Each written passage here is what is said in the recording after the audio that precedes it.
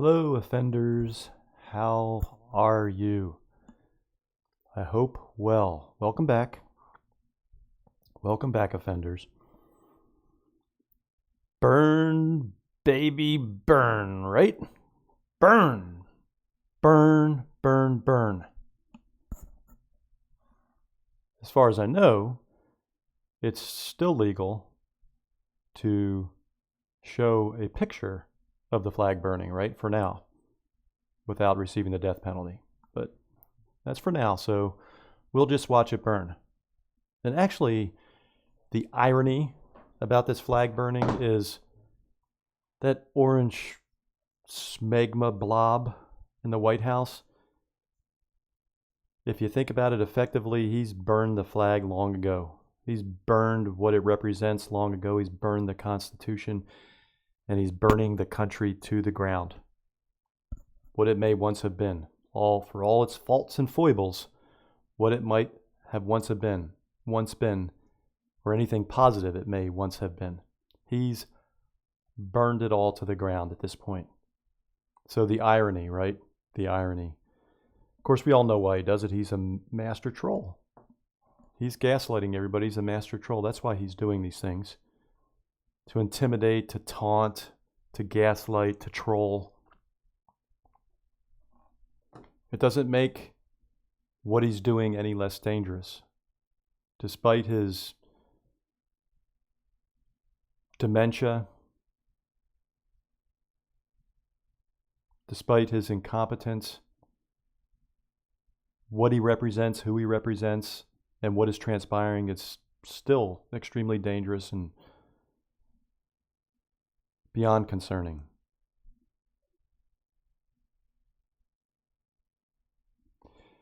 Anyway, let's get on to the purpose of this.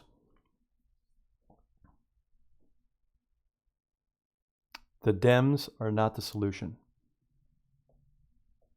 In fact, they are part of the problem. This is a crisis right now, folks. Absolutely a crisis, no doubt about it.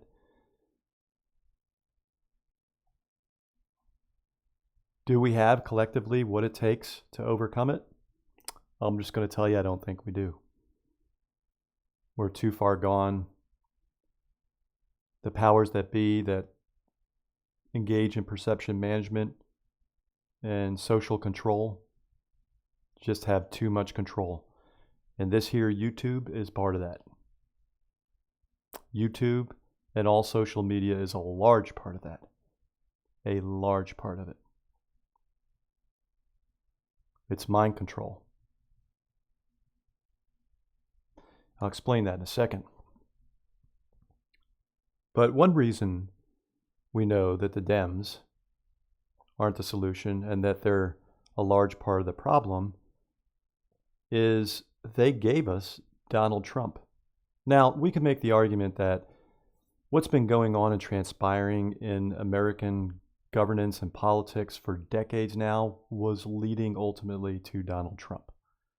When did that start? Well, I guess if you think about it, it really started under Nixon. Maybe even before, the very, very threadbare roots of it. But under Nixon it started coalescing, this consolidation of power in the executive, and it just marched forward since then. Reagan took it to a whole other level, but the Democrats did their part too. All of them were fine with consolidating power into the executive. And here we are. We have a dictator wannabe. I agree with people. I don't think Donald Trump could ever truly be a dictator because he's too much of a buffoon. Not that dictators can't be buffoons, right? But all the dictators we can think of were many times more competent than Donald Trump. But the people behind Donald Trump, they are malicious and malevolent and violent and evil. No doubt about it. And so too are their enablers. And who are their enablers? Well, their enablers are the Democratic Party and the wealthy elite. One and the same, as a matter of fact. That's their enablers. The Democratic Party greased the skids for the return of Donald Trump to the White House. I truly believe they threw the election, if it wasn't rigged, and I think there's a good case to be made, and it's being made out there right now, that the election was rigged. Even despite the Democrats trying to throw it, it was still rigged by those behind Trump. And Democrats, liberals, even progressives will eschew this notion. They completely eschew it. They are so lost in the weeds right now. That's what I'm saying. They are no opposition. The Democrats aren't going to win in 2026 or 2028.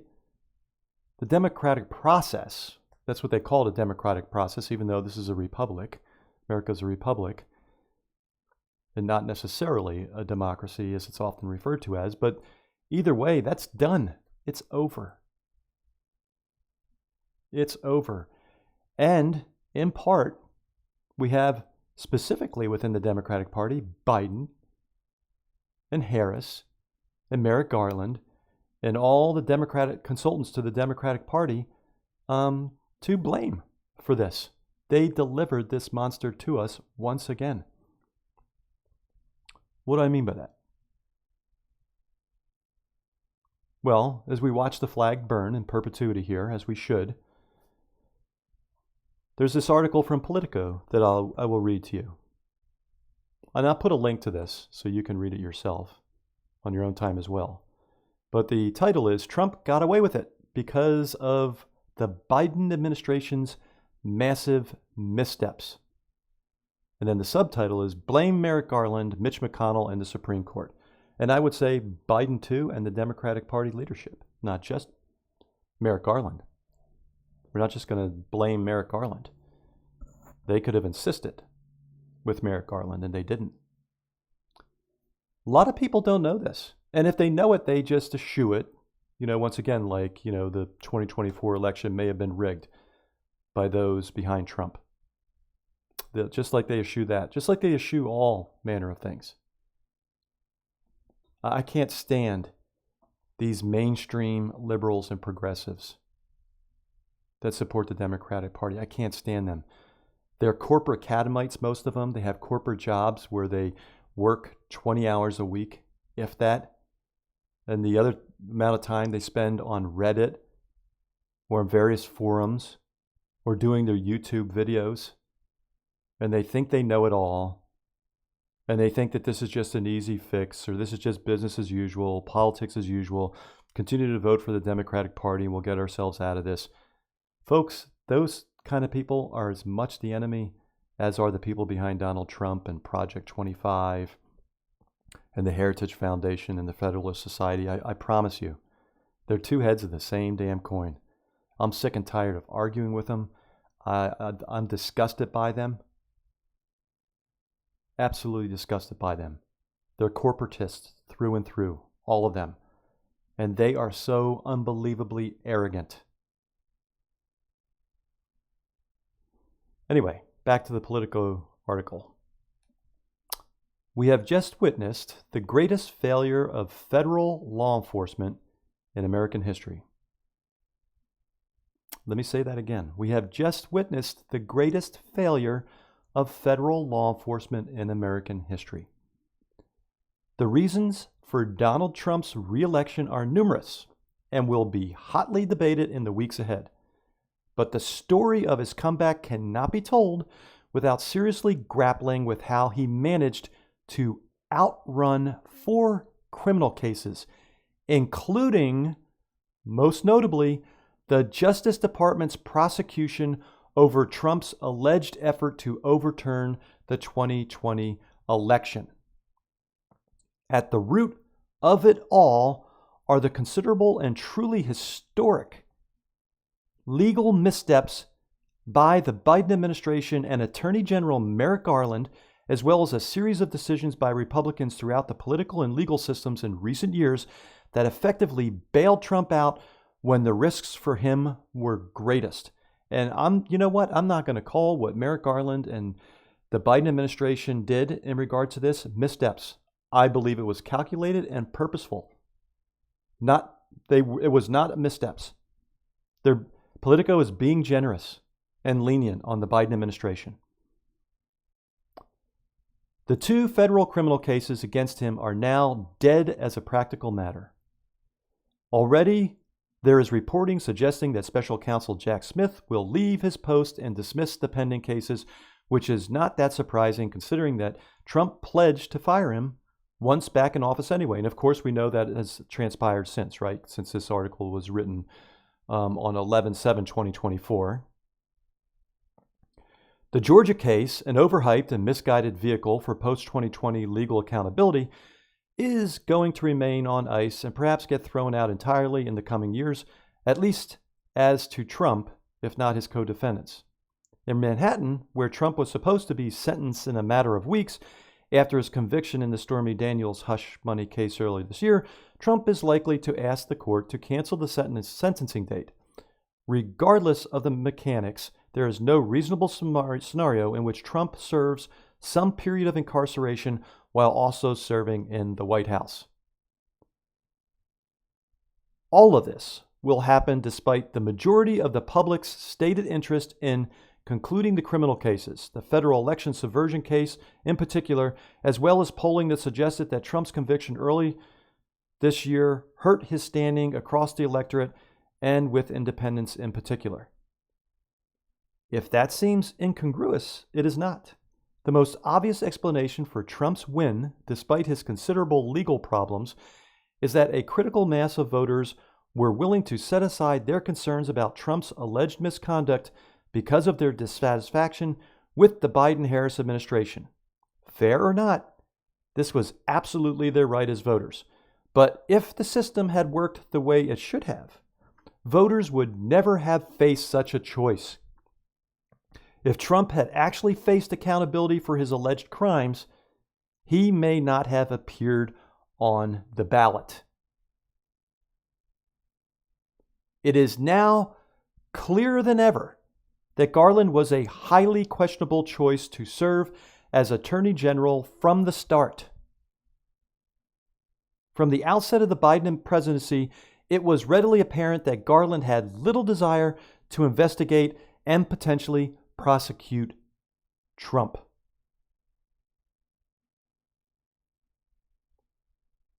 The most comprehensive accounts on the matter, from investigative reporting at the Washington Post and the New York Times, strongly indicate that the January 6th committee's investigation and public hearings in 2022 effectively forced Garland to investigate Trump and eventually to appoint Smith in November of that year.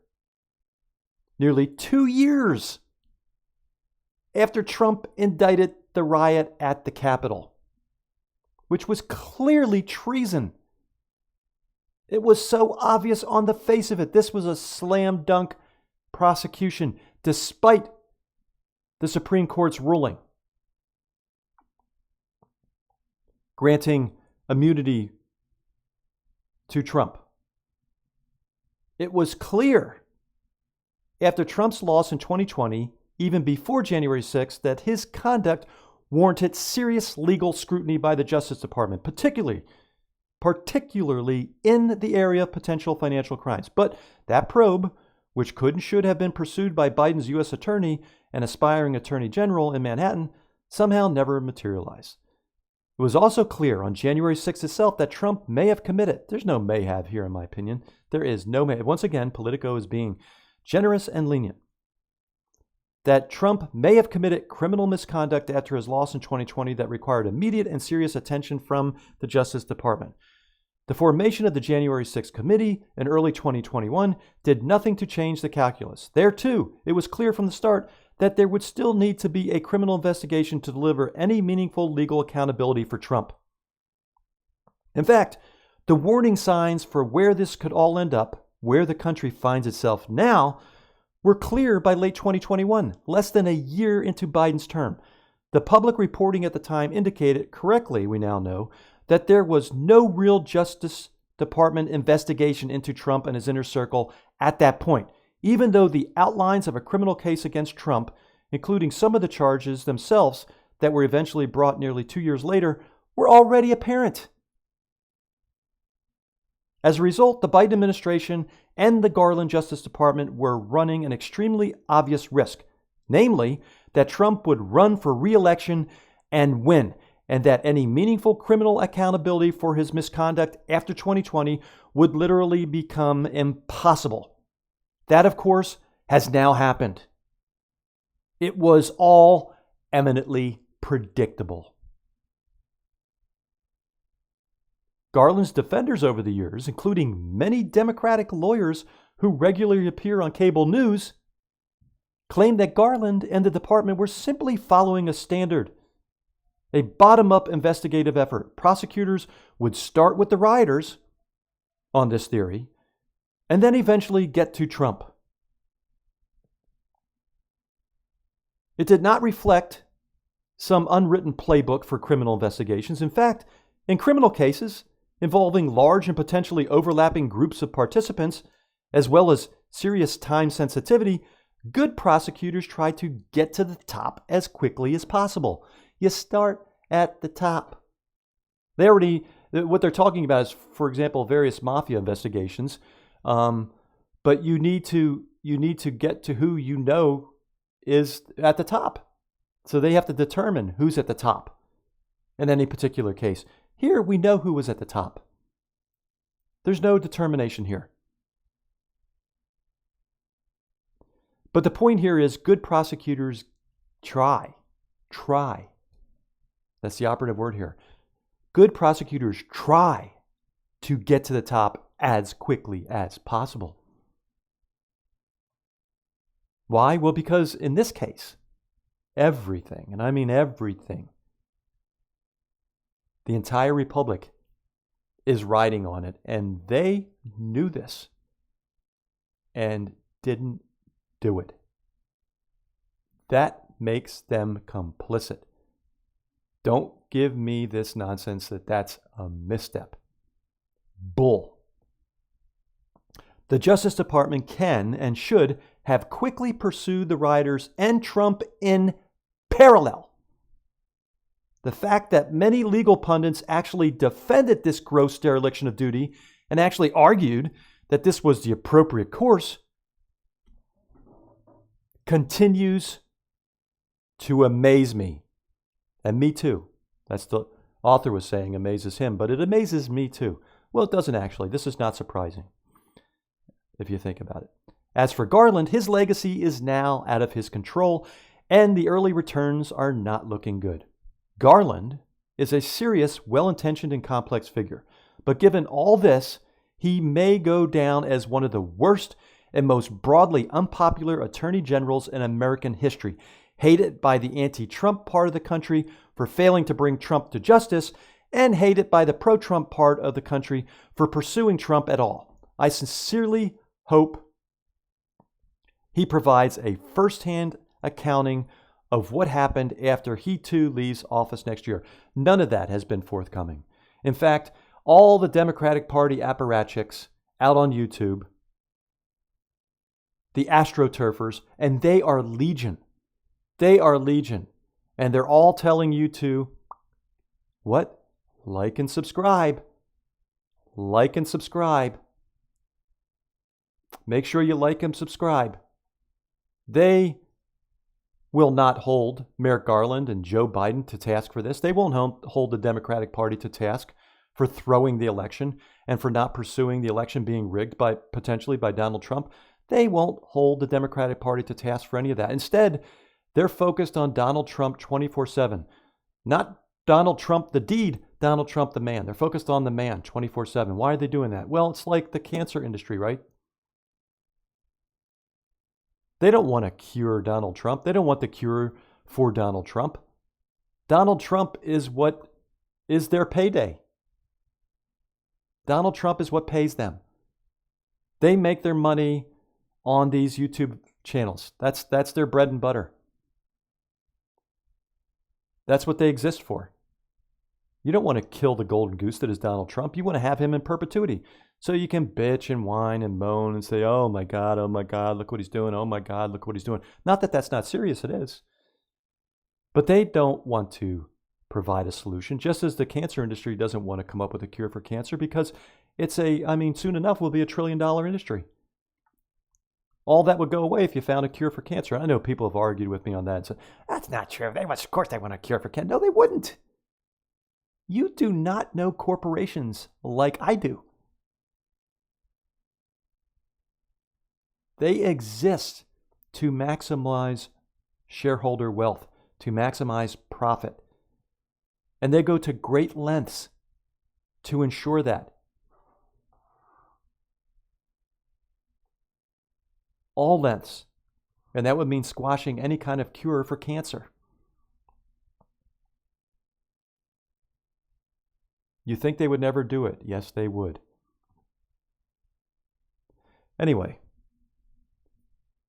so I'm convinced that the Democratic Party is part of the elite. The Democratic leadership are part of the elite. They got it good under Donald Trump. They got their huge tax cuts. They're living high off the hog.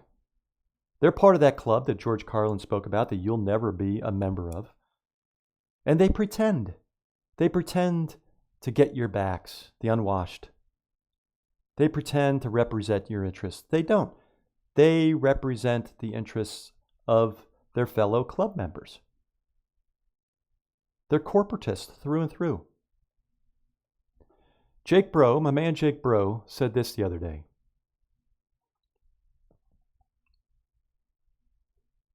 Let's get to it. Where are you, Jaker? Where's the Jake?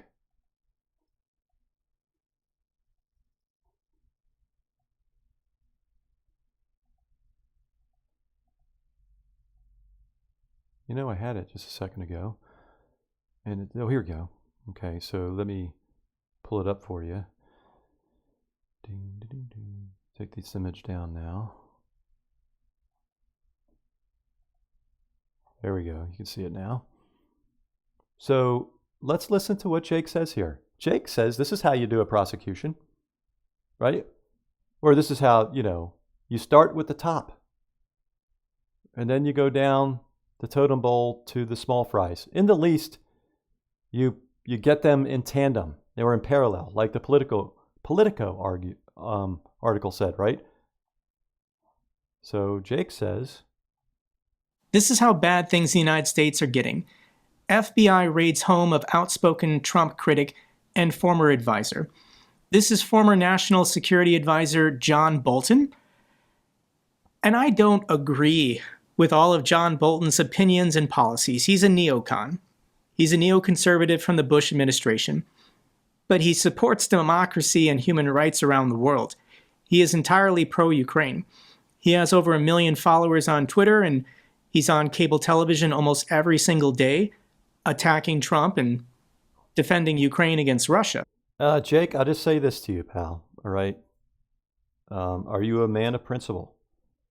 He supports Ukraine, but he also supports Israel in its genocide, okay? So the man is a scumbag. I'm not trying to undermine your point otherwise, but come on, Jake. He's a scumbag. Anyway, I'm not trying to undermine Jake's point here. He talks about chopping off the head first, okay, before you get to the tail, which is exactly what Merrick Garland and the Biden administration should have done with Donald Trump and his prosecution for treason because of January 6th. And they didn't. And I argue that's not a misstep, that was a strategy. And Trump decided to have him silenced. He wasn't charged with anything, he wasn't arrested, he just had the FBI go to his home to look for anything they could find to put this man in jail.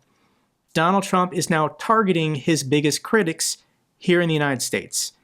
Given enough time, the FBI or whoever will go to the homes of Michael McFaul and Bill Kristol and anyone who opposes and criticizes Trump. Once they get the big fish, once they get the most prominent, well-known people, they will start going down the line. And eventually, a year from now, 2 years from now, the FBI will show up at my door and try to arrest me for criticizing the president. This is a dictatorship. This is a police state. And things are getting...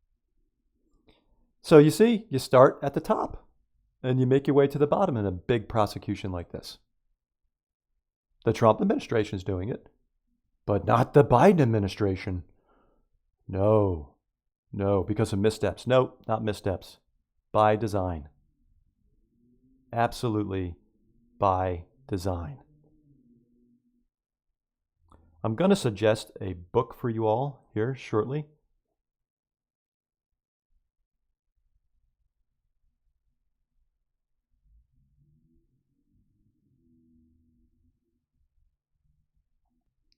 So I'm going to provide a book for you to read if you haven't read it already. Probably, I'm going to guess most people haven't. But we'll get to that in a second. Right now, let us look at this video.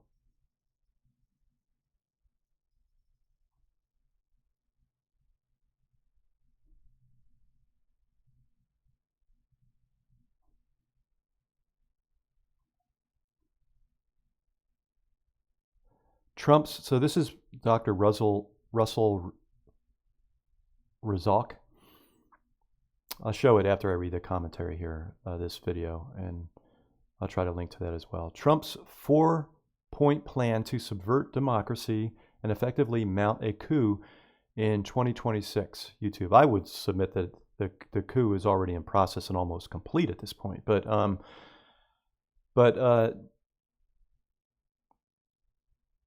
Dr. 𝒊𝒒𝒆𝒂𝒓𝒄𝒉𝒆𝒅 he's an intelligent individual, as are many of his commentators, and they're astute. His commentators are the most genuine of all. These other AstroTurf channels I'm talking about, like Kyle Kulinski and Jesse Dollemore, and their Democratic Party, Luke Beasley, they're Democratic Party AstroTurfers. They're all about trying to bring the sheep back into the fold, like Bernie Sanders is doing right now with AOC. Bring the sheep back into the fold and let's give it a go again in 2026 and 2028, and we'll get it right this time, by golly. These people are horrible, in my opinion. Bernie Sanders gets a big thumbs up. He's a traitor. He knows he was cheated in 2020 by the Biden regime during the primaries, and he just went along with it. And he's continuing to take all your rage and consternation and divert it back to the losing Democratic Party, who is happy to play the role as the losing minority party in perpetuity. That's Bernie's role. I'm convinced of it. It's AOC's role as well. So I will never vote in another election. And I certainly would never vote for the Dems again in any election, like I did the last two. Never again. Never again. You're not going to vote your way out of this, folks. At this point, we're well past that. And I'll show you my comment here, and we'll look at some comments from another forum that validate this, drive this point home, underscore it. So this person says to Dr. 𝒊𝒒𝒆𝒂𝒓𝒄𝒉𝒆𝒅,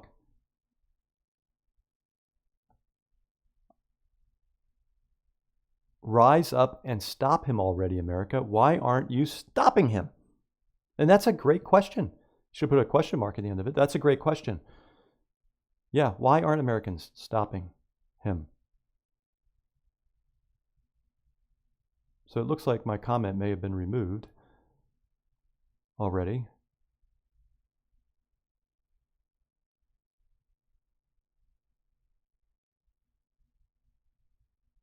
Here it goes. So I said, I think my comment may have been removed. I'm not sure. But I said, who's going to stop him? I mean, who's going to stop Donald Trump or the people behind him or this fascist coup? Who's going to stop it? Libs and progressives alike think the Dem leadership is on their side and has their backs. Nothing could be further from the truth.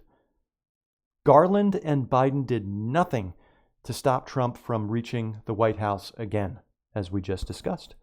Garland refused to investigate Trump first for the January 6th, or even in parallel. He instead prosecuted the low-level thugs, which is exactly opposite of how you conduct such a prosecution. Right, Jake Bro? It was by design, not a misstep. They greased the skids for a return of Donald Trump, and because of this, I will never vote again, let alone vote for a Dem. This won't be solved via politics as usual and elections. Revolution will be the only way, and that means a wholesale rejection of the system entirely as antiquated and inadequate for the times or the time. And then here's the video. As you can see, Dr. Russell Razak, or Razake, or Razak. I don't know the exact pronunciation. But Trump's 4-point plan to subvert democracy and effectively mount a coup in 2026. I think the coup has already been mounted. We're in the midst of it as we speak, and it's, almost complete. And there's really no resistance. Like and subscribe, folks, is not a resistance. I'm not asking anybody to like and subscribe to me. I'm not ever going to make any money off this channel. I don't plan on making any money off this channel. That's not my goal. I just want to have a discussion. I can't even have that. YouTube's censoring all my stuff. Nobody likes my comments. Nobody cares about a damn thing I'm saying. I'm beginning to think that the dead internet theory is actually truth, and that there are very few people really actually out here in the commentary. Most of it is just bot activity. So I find it laughable. These people that have their channels right now, this is how they make their bread and butter. They're not revolutionaries. They're not rebellious. They're doing it so they can make money. They're doing what their audience wants them to do. And that's it. That's not a form of resistance, folks. The revolution will not be televised. What does that mean? If you're behind the camera, if you're in front of your computer screen all day long, there can be no revolution. The revolution happens despite the cameras, not because of them. The revolution will not be televised. And because everything is now televised, there will be no revolution, even though that's the only way this can happen at this point. So here's that comment I was talking about from Ian Welsh's blog. From Tony Wickrant. And it says here, I researched every attempt to stop fascism in history. The success rate is 0%. Once they win elections, it's already too late. Think about that with Biden and Merrick Garland. They never intended to prosecute him. We live, and it's important that he, in particular, had been prevented from being president because he is the head of a fascist cult. The MAGA cult is a fascist cult. You must chop off the head of a cult to end a cult. It cannot end otherwise. Now, those individuals, all these MAGA people have to be dealt with regardless, even after you chop that head off if you can, by whatever means possible. Then you have to deal with them. You have to deal with these malevolent creatures. You don't feel sorry for them. They made the decision to become an evil cult member, and they have to be dealt with. They're going to have to be dealt with.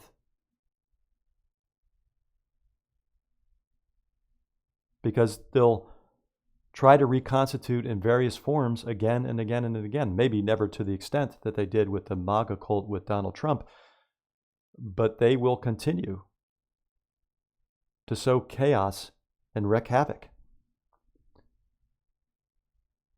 We live in a fascist nation. What now? By Chris Armitage. So it says here, I researched every attempt to stop fascism in history. The success rate is 0%. Once they win elections, it's already too late. In 1933, German conservatives thought they could control Hitler. 2 years later, they were being executed in their own homes. I spent weeks researching this question, desperately looking for counterexamples, for hope, for any time in history where people successfully stopped fascists after they started winning elections. Here's what I found. Once fascists win power democratically, they have never been removed democratically. Not once, ever. I know this sounds impossible. I kept digging, thinking surely someone, somewhere, stopped them. The actual record is so much worse than you think. And here's the part that breaks your heart. Violence works. For them. Fascists use violence while claiming to be the victims. They create chaos that requires their authoritarian solution. Then they purge anyone who opposes them. Meanwhile, Democrats keep insisting on following rules that fascists completely ignore. They file lawsuits. Democrats, that is. They write editorials. Democrats, that is. And they create YouTube videos. All their astroturfers. They vote on resolutions. And fascists just laugh and keep consolidating power. The statistics are brutal. Fascist takeovers prevented after winning power democratically, 0. Average length of fascist rule once established, 31 years. Fascist regimes removed by voting, 0. Fascist regimes removed by asking nicely, 0. Most were removed by war or military coups, and tens of millions died in the process. Based on the historical record, there are exactly 3 ways this goes. I mentioned one of them, obviously, already. Option 1, stop them before they take power. Woo! Well, so much for that option. That's gone now. That's not an option anymore. Thanks to Biden and Merrick Garland and the Democratic Party leadership. Thank you. Option 1 is now off the table. Now we only have 2 options. Option 2, war. And I think what they mean by that is revolution. So because ultimately revolution would lead to some form of war. Typically with a revolution, there's of this sort, as you can see with the Russian Revolution, there's civil war breaks out after the fact. So I have no doubt that would happen in America too. So that's the first option, really, because we know the original first option is off the table because of Biden, Merrick Garland, and the Democratic leadership. Gone, poof, gone. That option's gone. So now we have 2 options. The first one being revolution and then civil war. And then option number 2 would be just wait for them to die of old age.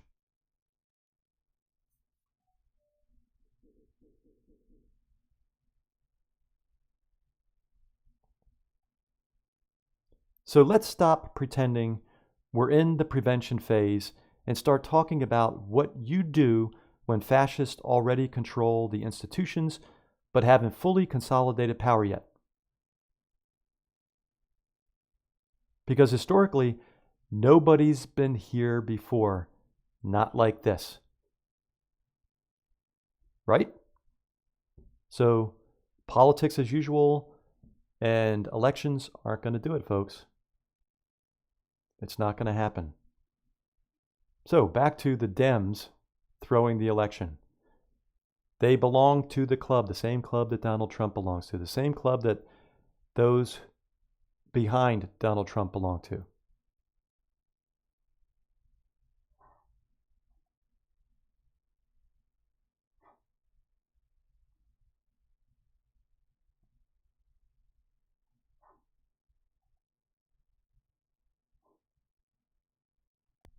You know, it seems like it's been flushed down the memory hole, and it's only been a half a year, certainly less than a year, since the Democrats lost the presidential election in 2024, not to mention losing Congress as well. But I found a great article from 𝒔𝒂𝒔𝒄𝒉𝒆𝒅 on this, from James 𝒔𝒂𝒂𝒔𝒄𝒉𝒆𝒅, who's a pollster, in the Arab Weekly.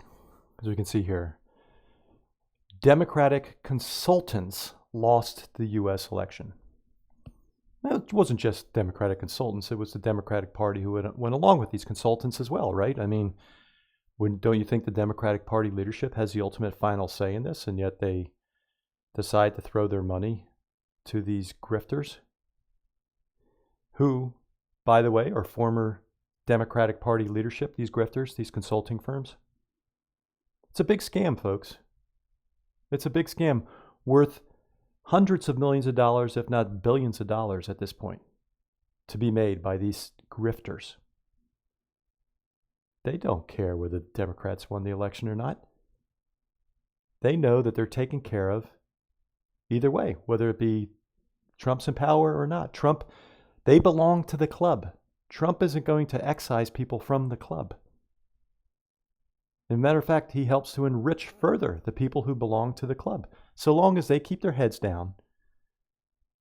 You know, and he smacks them in the chops every now and then in public. So if they keep their heads down and don't buck it, they'll enjoy their privilege and their position within that club as club members, whilst you get a boot on your neck and they stand by and watch. In fact, the latest Hillary Clinton interview, she applauds Donald Trump for the great job he's doing with the European Union and NATO. She applauded him, gave him kudos and credit. Which just goes to show you she was always only ever about power and enriching herself at the expense of you. So, once again, Democratic consultants lost the U.S. election. So the consultants failed. Democrats lost the White House and both houses of Congress. Harris won far fewer votes than Biden did in 2020, losing ground in almost every demographic group, including Hispanics, Asians, white women, and, of course, Arabs. My reaction to Donald Trump's recent victory was very different than my reaction in 2016. Back then, I was deeply upset by our having elected a narcissistic, misogynistic, xenophobic inciter of violence and anxious about what his presidency would portend for our future. This year was different. Though still deeply distressed about what Trump's reentry to the White House would mean for women, immigrants, the future of healthcare, labor rights, and the environment, my overriding emotion was anger. Anger at the Democrats' political campaigns and consultants who brought us this disaster, and at the collapse of the political parties as vibrant organizations that once brought people together, empowered them, and were responsive to their needs. Instead of representing and empowering voters, parties today are fundraising vehicles that amass billions of dollars each election cycle. These dollars go to consultant groups who use the money to raise more money to pay for advertising, conduct polling to shape the defining of messages, and promoting their candidates, or defining and discouraging support for their opponents. Controlling huge amounts of campaign dollars, these consultants set campaign agendas, effectively replacing parties as the forces driving American politics. This consultant class are today's power brokers operating without accountability. Beyond the power they wield, one problem with the political consultant class is that they are ultimately unanswerable not to political parties nor voters, but to the donors paying their tab. They are also overly cautious, unimaginative, and out of touch with voters and their needs. Because they also belong to the club, folks. The club you and I don't belong to. I don't think you do. If you do belong to that club, what the hell are you doing even listening to me? If you are listening to me, you're scoffing, I'm sure. A former Obama official once decried the foreign policy blob, a cast of characters who had served in past administrations and now populate think tanks and the commentariat. Out of touch with a changing world and offering nothing but the groupthink of conventional wisdom which failed before, they are destined to fail again. The same is true of the political consultancy blob. Out of touch with a changing electorate, they offer nothing beyond old ideas that are now destined to fail. For example, those who run this year's Democratic campaigns fail to appreciate the economic insecurity of white working class voters, instead focusing their attention on the Obama coalition of young and non-white voters and college-educated women. They rejected increasing taxes on the richest 1%, providing universal health care, and raising the minimum wage as too leftist. Instead of attending to the needs of working class voters in key battleground states, they had Kamala Harris campaign with Liz Cheney to win over moderate Republicans and suburban women, which failed. Of particular note, they would not recognize the impact of the genocide in Gaza on not only Arab American voters, but also on key components of their Obama coalition, namely young, progressive, and non-white voters. Sensing the opening created by Democrats' miscues, Trump embraced the white working class, promising new jobs while preying on their feelings of abandonment by railing against immigrants. And Trump exploited Harris's failure to meet with Arab Americans. Instead of using the short time available to her to introduce herself to key constituencies by personally meeting leaders and winning new allies, she made do with mass rallies of supporters. Echo chambers, in other words. So the consultants failed. Democrats lost the White House and both houses of Congress. Harris won far fewer votes than Biden did in 2020, losing ground in almost every demographic group, including Hispanics, Asians, white women, and of course Arabs. Now the Democratic pundits will find fault with the voters and their choices, not with the poor decisions they themselves made. They will denounce white voters as racist or misogynistic and ask, how could Hispanics vote for Trump and what he and his supporters said about them? How could Arabs and Muslims forget what Trump did to them during his first term? In hearing this, I am reminded of a saying attributed to St. Augustine, that in the contest between the church and the world, it is the church that must go to the world, not the world to the church. In other words, don't blame the voters. If you want their votes, you must earn them. Now, I can find flaws in this because I truly believe the Democratic Party is perfectly happy at this point with being the minority party, the losing party in perpetuity. I think they're just fine with this because the people that make up the Democratic Party, the leadership at least, and a number of the politicians as well, maybe not all of them, but a sizable chunk of them, they're in it for wealth and power. They're in it because they want to be part of that club. And so if that means they're just the minority party playing their role in part accordingly, they're fine with that. They're fine with the boot on your neck.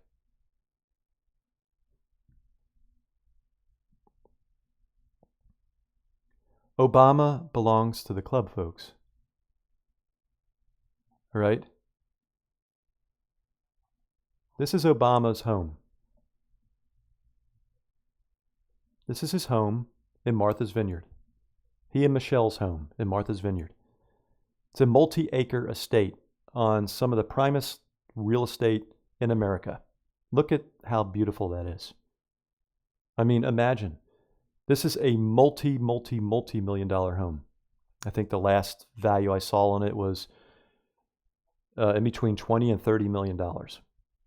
Wrap your head around that.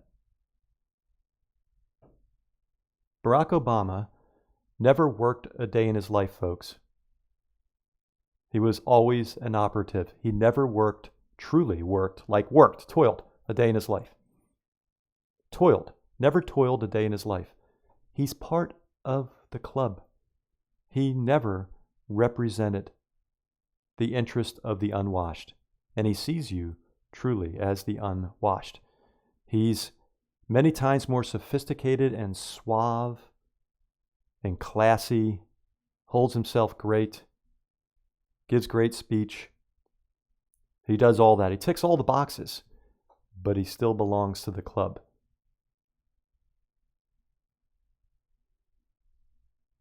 And he chooses the club members over you and me every time. And this is how he's rewarded. Riches beyond belief. This is some of his pals. This is Richard Branson, one of the wealthiest individuals on the face of the planet. This is Obama out on Richard Branson's boat. They went water skiing this particular day, and they're just yucking it up. They're great friends, yucking it up. He's not water skiing with you and me. He would never be caught water skiing with you and me. But Richard Branson, you bet ya. You bet ya. This is Al Sharpton getting off his private jet Yes, Al Sharpton, another individual who has never toiled or worked a day in his life. He's a huckster, a grifter, you name it. He's a liar. He's a cheat. He's every bit the con man that Donald Trump is. The only difference between the two is Donald Trump is orange-faced and he's black-faced. Okay, that's the only difference. They are both grifters. Brothers in crime. Brothers by another mother in crime. And so here is, he's so wealthy, takes private jets where he wants to go. So he took a private jet to Obama's 60th birthday party in, I think it was 2021, this was 2021, at Martha's Vineyard on this estate. No doubt Richard Branson was there too. These are the kind of people that Obama hangs with. This is his crowd. Watch the Netflix series, The Perfect Couple. It describes the Obamas perfectly. That's the world they live in. It's a foreign world to you and me. They may as well be from another planet and live on another planet. Watch that, and that is the world that the Obamas live in. It's not your world. It's not my world. So, politics as usual isn't going to get us out of this, folks. The Democratic Party is not on your side, despite what these astroturfers are trying to do. Think of the astroturfers as like, they're getting paid well for it, but they're sheep herders. They're trying to bring you back into the crowd. Okay, they're border collies and sheep herders. Get those wayward people who are disillusioned with the Democratic Party. Get them back into the fold, all right? Get them back into the fold, because we can't have what? We can't have what? We can't have a revolution. We don't want to change this paradigm. This paradigm's going well for us right now. It's going great for us. Us YouTube channel people, we're making money hand over fist. Getting our YouTube awards. You see Kyle Kalinski's got like 4 of the YouTube awards. I will never get a YouTube award. I'll be lucky after this video if I'm still on YouTube. Never going to get any rewards from YouTube. If you are truly speaking truth to power, and you want nothing in return for it, you just get pure intrinsic value out of speaking truth to power, you're not going to make any money, folks. Your message is not going to be spread far and wide. YouTube and all social media doesn't want, if you're like me in this regard, they don't want us connecting with each other. They don't want any such thing to ever pick up any momentum. As things get worse and worse, and worse and worse and worse. And eventually, we're not going to be able to take it anymore. And like I said, no options are on the table, and you only have one option left. You can wait for it all to die off somehow, an atrophy, which on average takes 31 years from we heard, or longer. Or you can make it happen yourself. You can say, I'm sick and tired of this, damn it, and it's time to rise up. And that's where this comes in.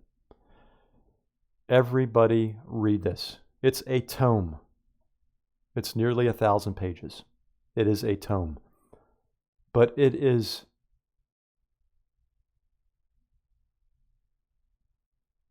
incredibly informative. Orlando Figes does a great job covering the Russian Revolution. And what the people's tragedy is, what I take from this book, is that what ultimately became of the revolution. Lessons can be learned by reading this book. If there's to be another revolution, and I believe there is to be, I think that's what the wealthy elite, the members of that club, have said to the unwashed. The only way you're going to change it is via our cold, dead hands. That's what they said. They have now said their violence out trumps your violence. It's a matter of whose violence is greater, and their violence is greater. And what they are doing to you and to the planet and to the world, make no bones about it, it is violence. Of one sort and another, it is violence. They are violent. So out of their cold, dead hands will you pry this. That's the only way. They said you will get it from them. So if there's to be a revolution, and I think there has to be, we can learn from this. We can learn from the mistakes of the Russian Revolution, and many mistakes were made. And you can learn from it. If it goes this route, you have to have strategies in place. You have to consider all the ways in which this manifests and be able to adapt reflexively in real time, spontaneously in real time. And the only way you're going to be able to do that effectively is to know what you're dealing with. You learn from history. We can learn from this history. The Russian Revolution was not a bad thing. It was bloody and it was gory, and there was a lot of people died during the revolution itself and during the ensuing years through civil war, and then ultimately the purges, the Stalin purges. That's the Stalin purges were and what ultimately became of the Soviet Union. That's the tragedy. That's why the Russian Revolution was a people's tragedy, because what came of it? All these people ultimately died in vain. But it doesn't mean that, you just consider any revolution a no-go. It's just that certain revolutions fail precisely because they don't learn from history. It's fascinating. It's a fascinating read. 𝒓𝒂𝒂𝒓𝒄𝒉𝒆𝒅, he covers so much material, and it's all historical. I mean, he takes it from historical documents, from people's memoirs, just like historians do. It's all laid bare. It was bloody and violent, but it was also glorious. I mean, think about it. The Russian people in the early part of the 20th century, latter part of the 19th century, they conquered their wealthy elite. They conquered that club that we're dealing with right now. They conquered them. They overthrew them. What an incredible feeling of satisfaction that must have been. Now, as short-lived as it was, because ultimately one tyranny, replaced another. Unfortunately, that's the tragedy. But it doesn't have to be that way. We have two options left. Wait for this fascist coup to die out ultimately in 31 years or more, or to deal with it head on, which would require a great deal of sacrifice on everyone's part. I think I know what the choice is going to be. Because of social media, like I said, and how paralytic it is, how it paralyzes everybody, that what happened for the Russian people in the early part of the 20th century could never happen again. Seriously, I don't think it could ever happen again. Ever. And it's precisely because of social media. And then you talk about the advent of AI and the progress that's being made with artificial intelligence. It's game over. I mean, but that's where we are. Don't fall for, you're going to be able to elect your way out of this. That's not going to happen.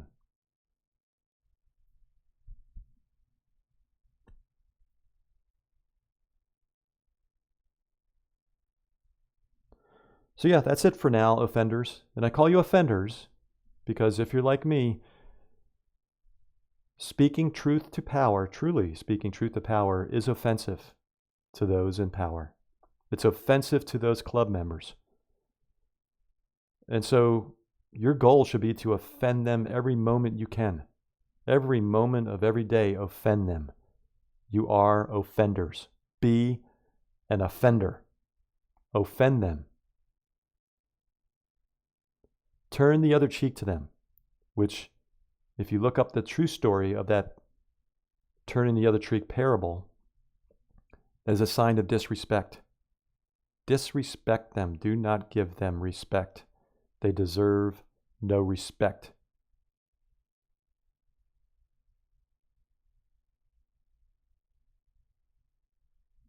That's it for now. Take care, offenders. Bye.